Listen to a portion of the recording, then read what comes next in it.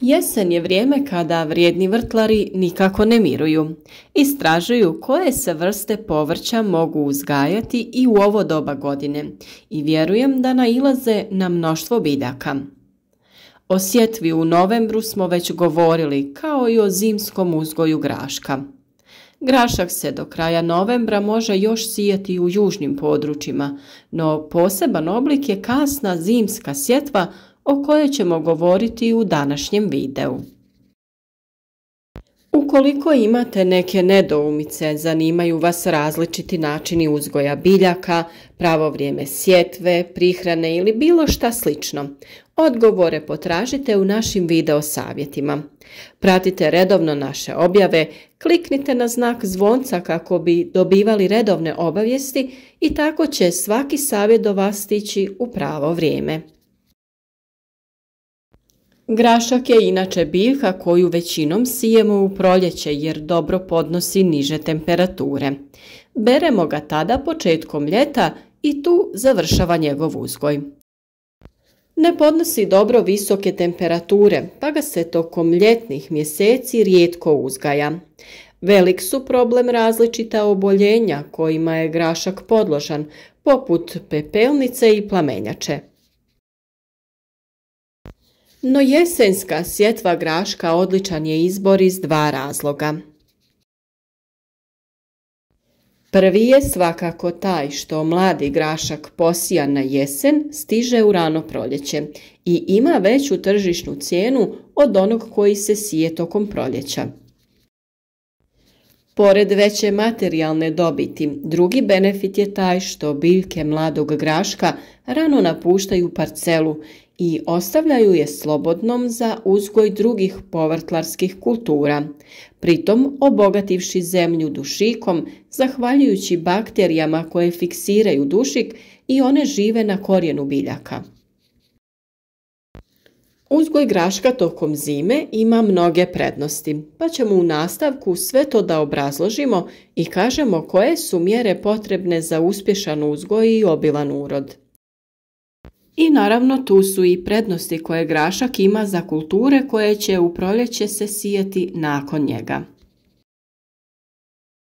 Naime, jedna od povrtlarskih vrsta koja ima izuzetno povoljno djelovanje na zemljište je upravo grašak. Osim što ćemo njegovom sjetvom obezbijediti berbu, obogatiti ćemo zemlju korisnim elementima, povećati njegovu plodnost i rahlost. Kao predusjev djeluje pozitivno na većinu drugih biljnih vrsta koje uzgajamo i doprinosi njihovoj rodnosti. Uvijek nam je drago kada nam se javite u komentarima i pišete vaša iskustva, pa ovaj put podijelite sa nama da li ste nekad uzgajali grašak tokom zime i koliko je to bilo uspješno. Svakako će mnogima koristiti da čuju iskustva drugih, pogotovo ako podijelite i informaciju o klimatskim uslovima u kojima živite. Naravno da ćemo mi navesti sve prednosti, ali i mane jesenske i proljetne sjetve graška. Sjetva graška tokom jeseni ima niz prednosti. U zimskom periodu ova kultura akumulira hranjive materije, prije svega dušik, sprječava eroziju, a može da se iskoristi kao zeleno hranjivo. Nakon uklanjanja ljetnih kultura ima dovoljno vremena da se zemlja obradi i pripremi za sjetvu koja se u kontinentalnim područjima obavlja tokom oktobra i početkom novembra, a u južnim i do kraja novembra. U stvari cilj je da do pojave mraza, snijega i niskih temperatura imamo mlade biljke koje su dovoljno narasle i razvile se da mogu izdržati takve uslove. Sa druge strane, suviše ranom sjetvom one prerastaju i postaju osjetljivije na mraz, dok kod suviše kasne niske temperature mogu biti pogubne za biljke u fazi nicanja. Vrlo je važno da dobro poznajete vaše klimatske uslove da odredite pravi trenutak za sjetvu. Možete ga sijati u redove ili kućice. Kod sjetve u redove na pripremljenoj parceli ili gredici napravimo plitke kanale dubine do 3 cm. Međuredni razmak je od 15 do 20 cm, a razmak u redu je od 5 do 10 cm. Možete ga sijati i u kućice na razmak od 30 cm tako što ćete u kućice stavljati 5, 6 ili više sjemenki. U ovom periodu mlade biljke mogu napasti lisne uši i zbog toga usjev treba redovno pregledati i pravovremeno štititi sa prirodnim preparatima. Oštre zime bez snježnog pokrivača mogu dovesti do izmrzavanja, a prevlažna sredina do truljenja. Kako bi smanjili gubitke, grašak možemo uzgajati u tunelima koji će ih zaštititi preko zime.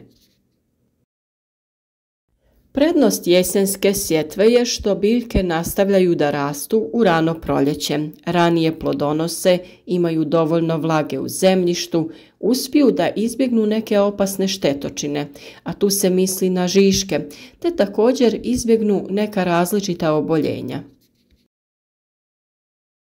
I pored toga što je tehnika uzgoja skoro ista, proljetna sjetva može biti problematična iz više razloga. Naime, potrebno je sačekati da se zemljište ugrije kako bi pristupili obradi i sjetvi. Obično je to u martu, ali nepovoljni uslovi mogu termin sjetve da odlože, što povećava problem napada štetočina i pojave oboljenja. U nekim godinama proljeća su veoma suha i onda je neophodno zalijevanje. No ima tu i prednost to što u povoljnim uslovima grašak niče ujednačeno i biljke brzo rastu.